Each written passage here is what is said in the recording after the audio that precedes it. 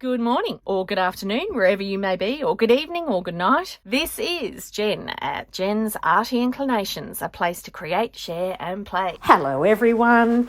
So here we are, filling up a junk journal. I do have some other projects going at the moment that you'll see very soon, but we won't abandon this either. We'll still keep working through this while the other things are ticking through. But on this next one, on some of the map pages, when I bound in my pages, I decided that I'd put a bit of gesso over, and some of them I tinted it quite strongly, others I just tinted it slightly. I did that with just acrylic paints. Sometimes you can do it with inks, a number of different things. So what you saw me doing in the last episode was doing a double page spread, and it had a cute little flip out texture page. And today we're going to bring it together as a cohesive page. So this is the little flip out that I did that had this little textured note page. Nothing fancy, just ran it through the embosser, and then that sat in this little pocket that flips out. But when I looked at it, I thought, it's a bit kind of bland. It all just blends into, itself. It's interesting to touch, and the pages all different textures. So it really got my mind thinking about texture. So I used the offcut, of that piece that I made the little note page out of, and I decided that I would use a piece that I hadn't embossed, that I'd trimmed off the bottom, and put it in as a pocket. Now, there are a number of things when something's looking a bit bland that we can do. We can add some texture or some contrast or a focal point. But today we're going to do a fabric focal point. But you can add texture by using contrast. So, throw in some really black blacks or some white whites to really pump up the contrast. You can do that also with shades. And you can obviously add layers. So here we've got all the layers on the left with the texture, and this is where we're adding a focal point. Now I'm just using that elephant stamp to weight down that pocket that I've put in. So I've got this cute little index card that I'm using in the pocket. It's just one that I sewed around some fabric on the back, and I played about with some of my different journal cards that I'd made up.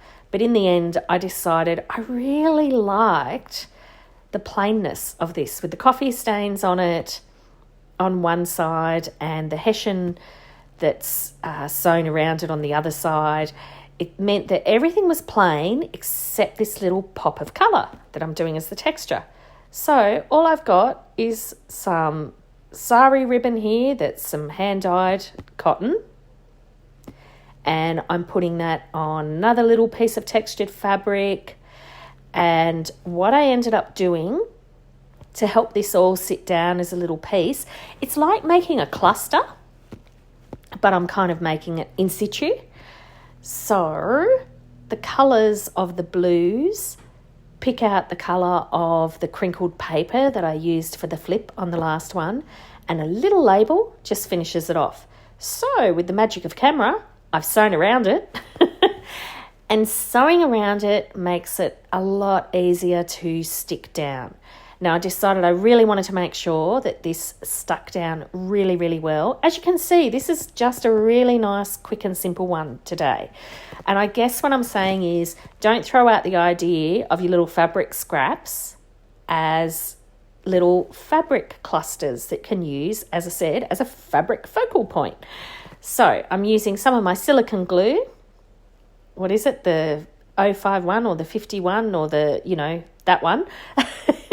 And then I thought, just to make sure, let's just put a little bit of art glitter glue as well. So I just did it as dots, and then I pressed it down nice and firmly, and voila, that's a page finished. So what made that really quick was already having a journal card. So that's my little journal card there, which is quite a different kind of journal card from what I'm used to. I might go and make up some more of those.